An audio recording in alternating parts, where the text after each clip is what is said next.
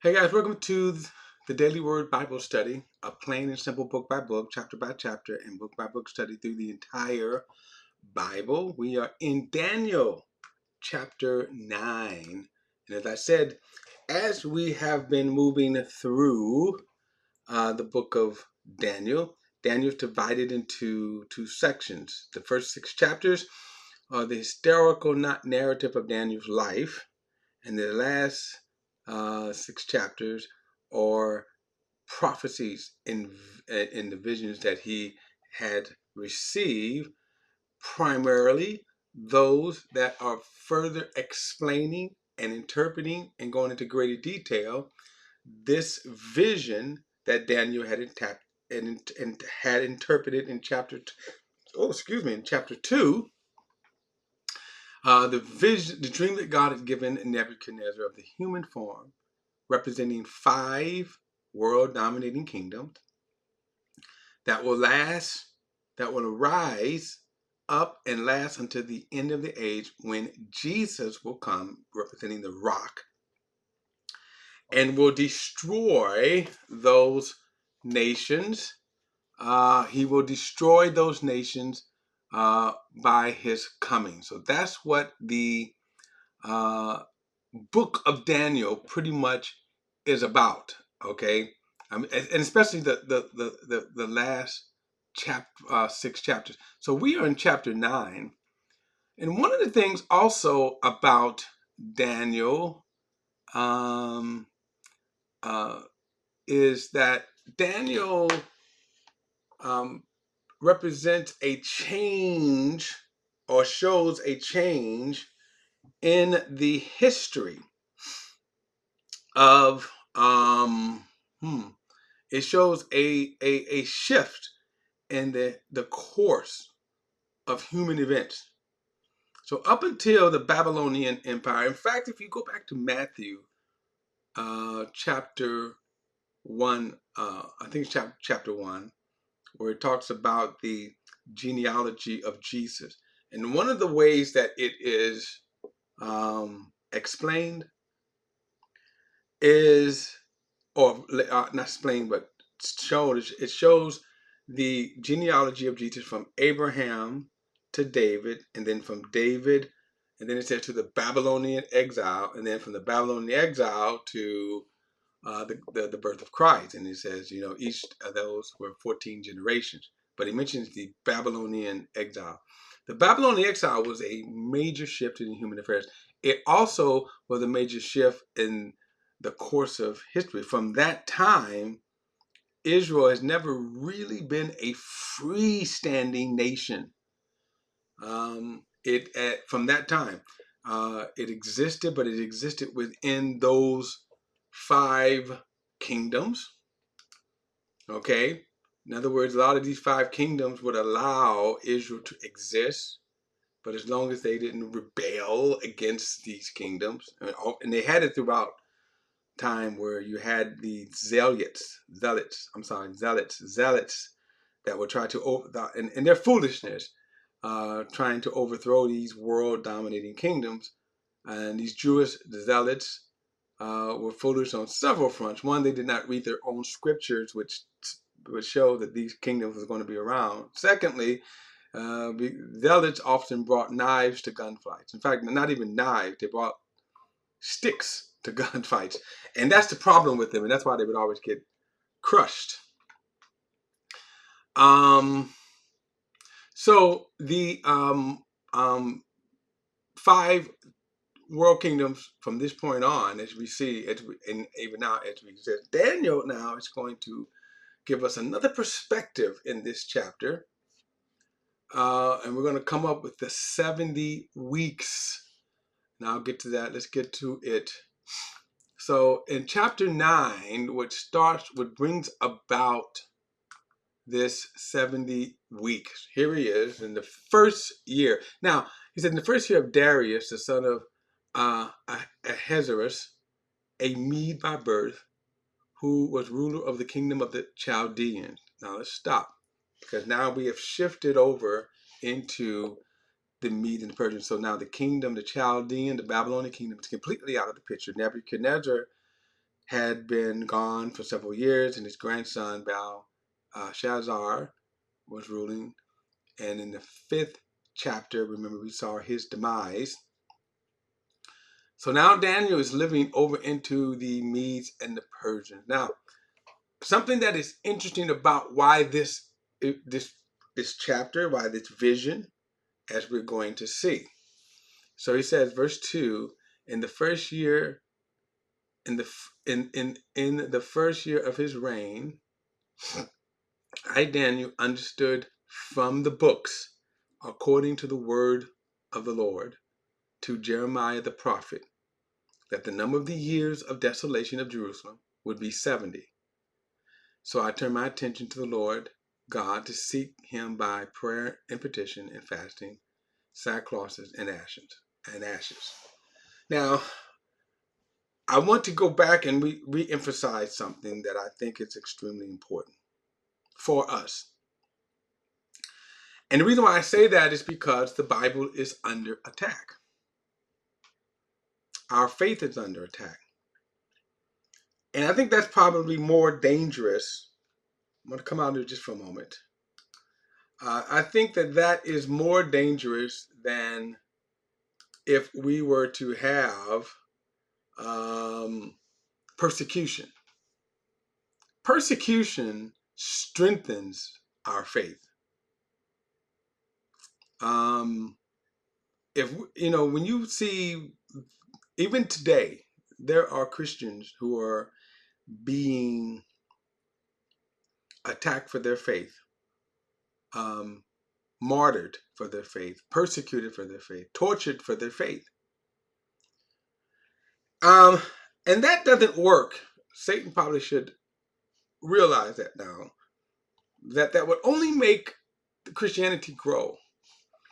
In the time of the Roman Empire, where you had these bouts of persecution against the church, Christians, where they tried to stomp out Christianity. You would have these, over a couple of centuries, you would have these bouts of persecution. And the persecutions always caused Christianity to grow. I mean, and in some cases, they were quite brutal. Christians were fed to the lions. In some cases, they were used as human torches at night, right? They would tar them and then set them on fire and use them as light, while other Christians were being fed to lions and stuff, right? You can imagine starving the lions and then Christians would die, all because of their faith. The stories were told that many people would even get saved in the audience watching this. They would come to faith, knowing that they could end up in the arenas themselves. And so persecution, during those period of time now, and you could even make an argument that probably the church was probably at its purest during those times, because you had to be for real about your faith. You didn't call yourself a Christian because that could cause your imprisonment. You can lose all your goods, right? And you can start off with losing your family. You could progress by losing all of your fortunes, and then ultimately your freedom and your life. And so those were testament of true faith, Christians with true faith. And as I said, there are Christians today who live in these conditions. Such nations as Iran, some of the Middle Eastern nations, North Korea, things like that, China, where Christians are suffering to one degree or the other. Now, in America, we're blessed that we have a constitution that protects us. I could actually sue someone for maligning me. They call me, a name. That doesn't change the suffering, because the word suffering means allow. So if you're truly living by your faith, you would, for the sake of the gospel, would you sue? Would you sue somebody for slander? Okay. So it's not that we're beyond faith, but I mean, beyond kind of persecution, we will get persecuted. And I'm saying even now you have people that Christian nationalism is a joke. They don't read their Bibles. They're trying to establish something that God never said to establish. I won't go into that, but I'm just saying it is a joke because, you know, they think that the gospel is going to prevail in that way. But again, like I said, I'm going to get into that. What I want to say is that because of that, and because of sometimes what you do see is a growth of people slandering, persecuting, denigrating Christianity. Okay, and what's even probably to me more of a danger is the faith itself. So, just as an example, you have what is called deconstructing from Christianity. The word deconstructing is kind of a term that people kind of came up with, and it's usually applied to ex-Christians. So they could be atheists or they can just be non-religious. But they're deconstructing from Christianity. Now, YouTube is full of people who are deconstructing. You have people such as, let's say, he's not a deconstructionist, but Verge, I forgot his last name, Ehrman, something like that. I think I butchered his last name, but he calls himself actually a theologian, a Christian apologist, but he's not. He's actually, his mission is to show you how wrong the Bible is. He's an apologetics to show you how wrong. But there are a lot of people like that. There are people, atheists, who are coming up and they're telling you how wrong, evil, and stupid Christianity is. And they try to poke holes in the Bible. And so the reason why I'm saying all of this is because when I read scriptures, when they say, well, why do you follow the Bible? And my answer is simple because, one, let me just say this, the Bible is not a book of science. When people challenge us, can you prove the existence of God? No, I can't. What I can tell you is my faith in God's word, my faith in his revelation of Jesus Christ. That's what I have faith in, and that faith is not based upon a blind faith. So that if you believe whatever you believe in Jehovah's Witness, Hebrew Israelites, okay, Mormonism, we can go on and on and on. They believe what they believe simply because people told them. Trumpism, okay, okay, Trumpism. I say that humorously. It is sad because many Christians, they believe. If they simply tell you that fake news, why? It's fake news because simply Trump said it was. So they're believing solely, these are Christians, that Trump is innocent, that Trump is pure, he's holy. Why? Because he said so. That's why oftentimes you can see that kind of borders on cultism. I digress.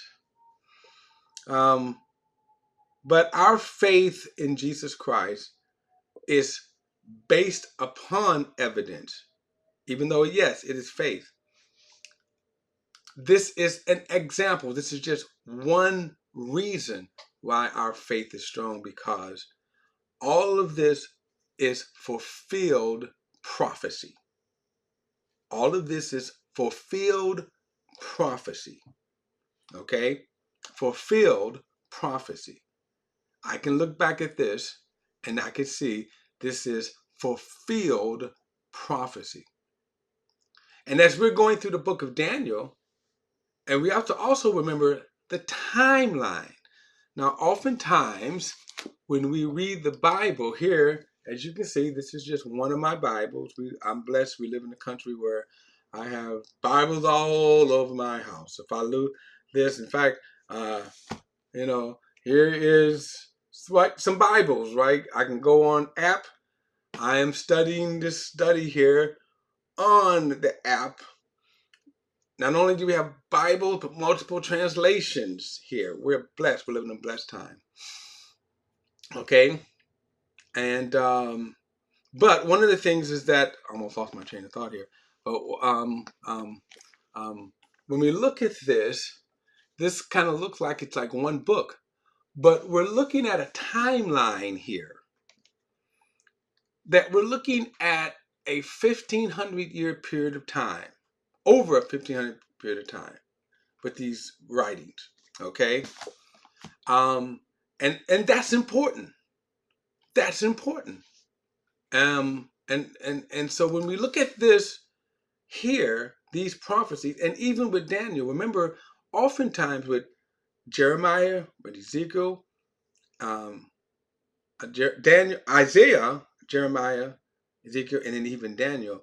Remember, these were chapters 7 through 8 are a collection of prophecies that happen over several periods of time. Chapter 7, remember, chapters 7 and 8 happen over a 2-year period of time. And now, as we're in chapter 9, we've already skipped into the kingdom of the Medes and Persians. Now, why am I saying all that? Because when you look at a time frame, as we look back 2,500 years, right, to, let's say, 2,000 to 2,500 years, when Daniel chapter 2 happened, was around the 2,500 year mark. Daniel was given the interpretation of Nebuchadnezzar's dream of the head of gold.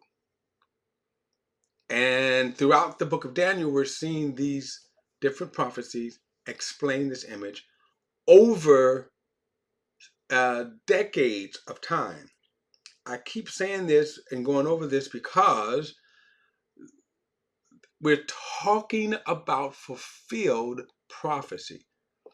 And what I'm going to say is, let's not ever let anyone disparage that.